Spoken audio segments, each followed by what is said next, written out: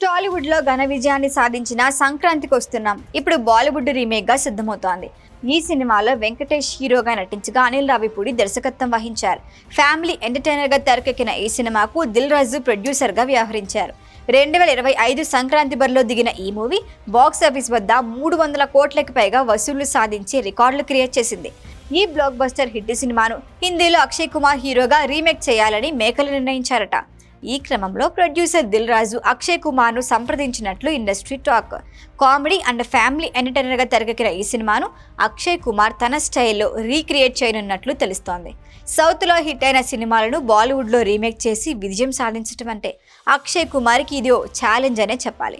ఇప్పటికే అక్షయ్ కుమార్ భూల్ భులయ్యా, రౌడీ రాథోర్, లక్ష్మి వంటి సౌత్ రీమేక్లతో విజయాలు సాధించిన విషయం తెలిసిందే. ఈ రీమేక్ ఒరిజినల్ ప్రొడ్యూసర్ దిల్ రాజు స్వయంగా హిందీలోనూ నిర్మాతగా వ్యవహరించనున్నారట. ప్రస్తుతమైన బాలీవుడ్ టీంతో చర్చలు జరుగుతున్నట్లు సమాచారం.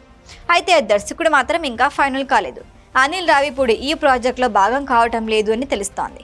కామెడీ ఫ్యామిలీ ఎంటర్టైన్మెంట్ జోనర్లో నైపుణ్యం ఉన్న కొత్త దర్శకుడిని ఎంపిక చేసేందుకు మేకర్లు ప్రయత్నాలు చేస్తున్నారట.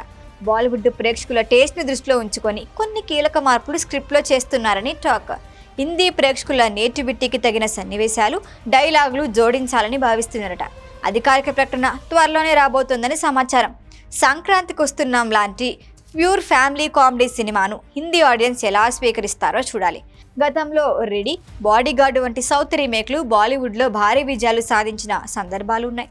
ఇప్పుడు అక్షయ్ కుమార్ దిల్ రాజు కాంబినేషన్ అదే మ్యాజిక్ను క్రియేట్ చేస్తుందా అన్నదే ఫిలిం ఇండస్ట్రీలో ఆసక్తిగా మారింది. సంక్రాంతికి వస్తున్నాం హిందీ రీమేక్ బాలీవుడ్లో మరొక బిగ్ ఫ్యామిలీ ఎంటర్టైనర్గా నిలుస్తుందా లేదా అన్నది కూడా చర్చనీయాంశంగా మారింది.